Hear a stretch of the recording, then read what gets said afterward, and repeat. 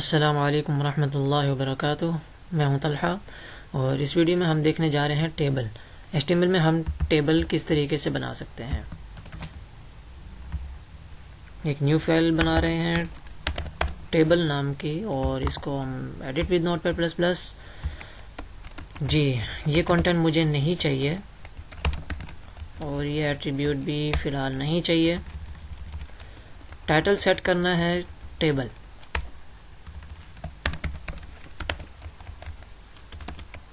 Table के हमारे पास एक कंटेनर एलिमेंट है टेबल। इससे पहले हम देख लेते हैं, ये मुझे जो है ना टैग ऑटोमेटिक जो है ना वो दोबारा बार बार खुद क्लोज करना पड़ता है। तो इसमें एक फीचर है जिसमें ऑटोमेटिक मेरा जो क्लोजिंग टैग है वो क्लोज हो जाया करे। ऑटो कंप्लीशन इसको कर दे मार्क।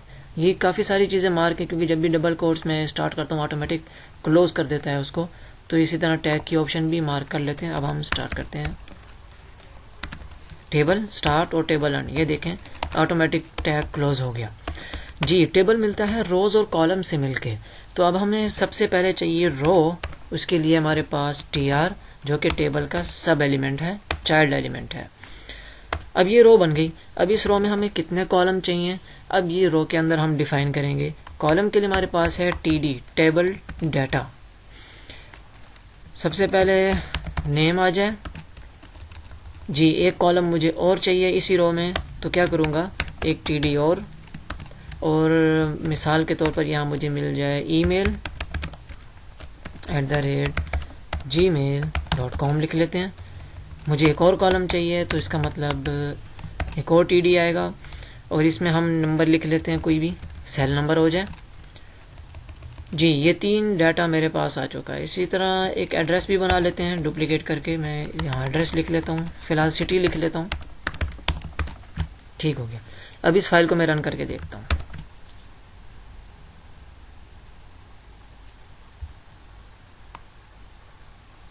जी, इसको मैं कर लेता हूँ जूम और ये देखें, ये एक कॉलम स्पेस, ये सेकंड कॉलम आ गया स्पेस, बीच में गैप आ रहा है थोड़ा था।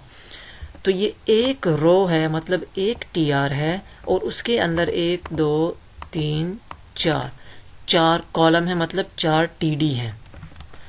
और अगर मुझे एक और स्टूडेंट का या एम्प्लॉय का डाटा चाहिए तो मुझे क्या करना पड़ेगा, मुझे एक और रो बनानी पड़ेगी। तो मैं इसी को डुप्लीकेट कर लेता हूँ, सेव करके देखता हूँ कि देखें नया tr नई रो, ये पहली tr और ये दूसरी tr। अब मुझे ये डाटा चेंज करना है तो उसके td में जाके डाटा चेंज कर लेंगे।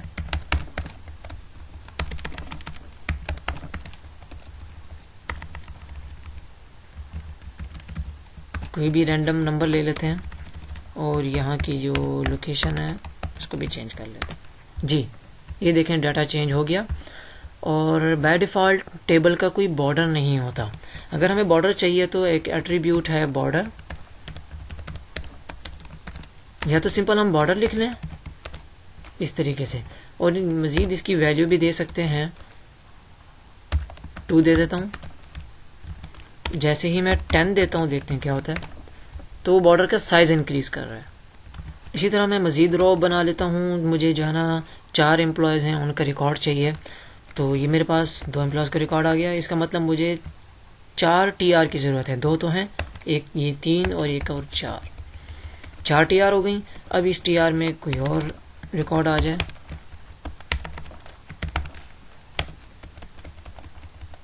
इसके अलावा एक और मुबश्शिर,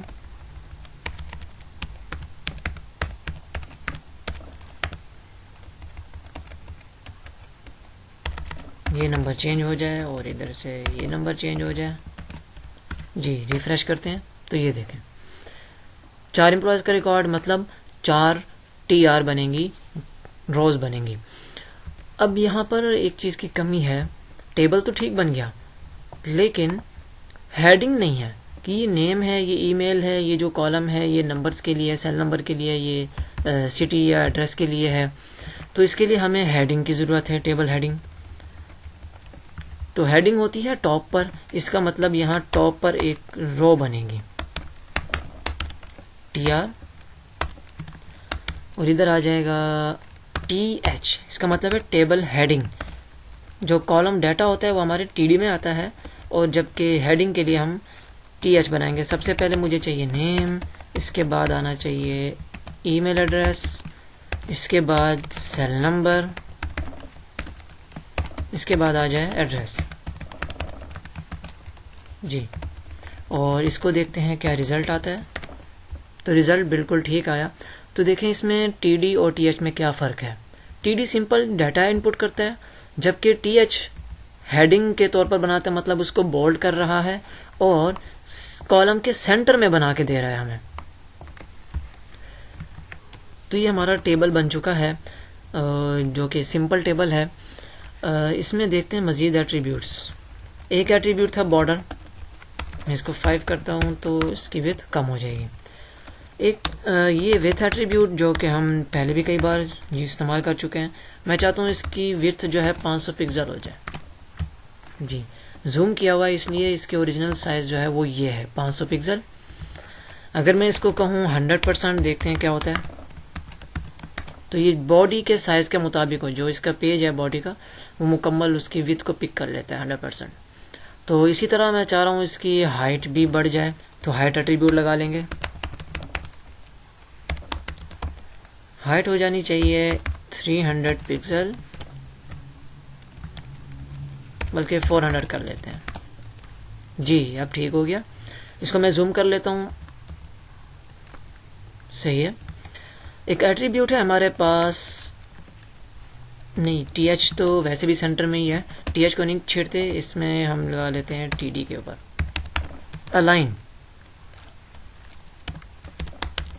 हॉरिजेंटली अलाइनमेंट करने के लिए अलाइन एट्रीब्यूट है। मसलन हॉरिजेंटल लेफ्ट, सेंटर हो और या फिर राइट में हो। तो यहाँ पर क्या है, बाय डिफ़ॉल्ट जो डाटा है वो लेफ्ट में है। अगर मैं इसको सेंटर में करना चाहूँ तो अलाइन क्या कर देंगे, सेंटर। ये देखें सिर्फ यही TD सेंटर में हुआ है क्योंकि इसको एट्रीब्यूट दिया था हमने। इसी तरीके से मैं चाहता हूँ ये जितना भी डाटा है सेंटर में हो जाए, तो क्या करना पड़ेगा, इसी को हम कर लेंगे कॉपी पेस्ट,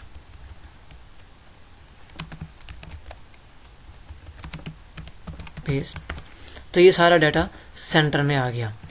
तो ये काम थोड़ा है लंबा, तो इससे अच्छा हम क्या करें,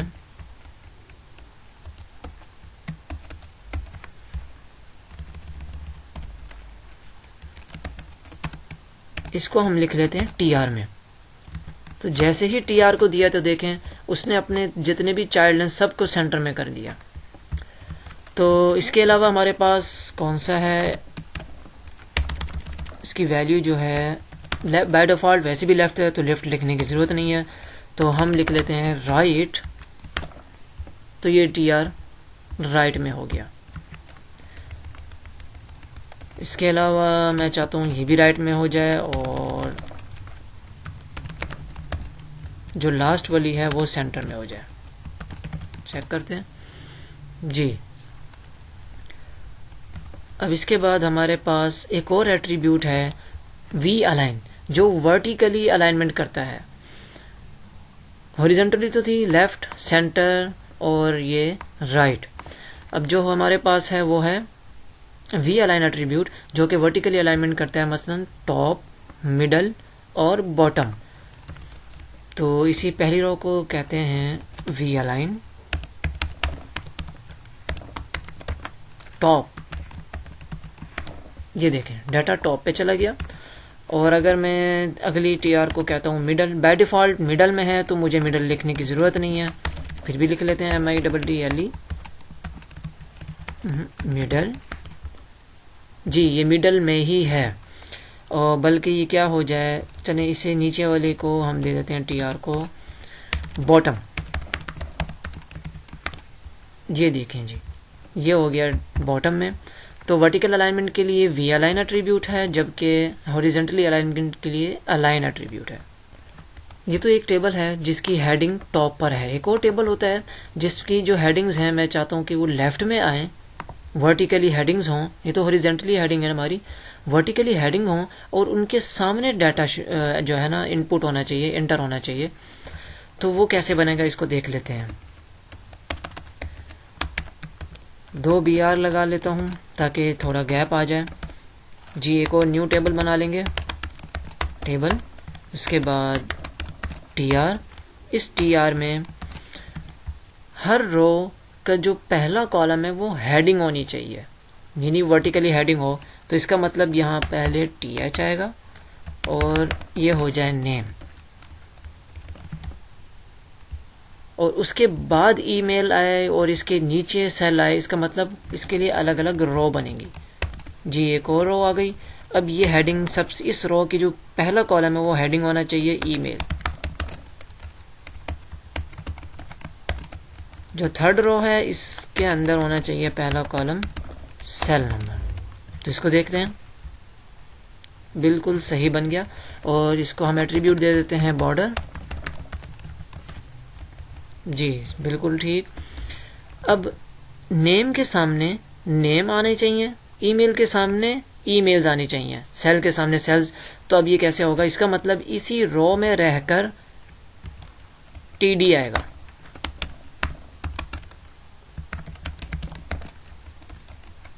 इसी तरीके से जो ईमेल है सलमान की, वो इस रो के अंदर TD आएगा ईमेल के बाद।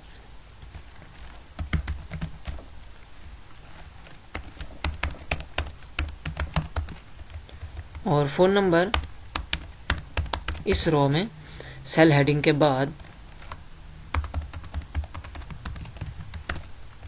जी। कोई भी डमी से डाटा ऐड कर लेते हैं और इसी तरीके से इसको भी हम विड्थ और हाइट दे देंगे 100% और हाइट हो जाए 300 पिक्सल जी। बिल्कुल सही हो गया। अब मुझे एक और एम्प्लॉय का डाटा चाहिए, तो फिर यहाँ पर एक और TD और यहाँ आ जाएगा नेम। इसको डुप्लीकेट कर लेते हैं और ये डमी डाटा ऐड कर लेते हैं। और इसी तरीके से नंबर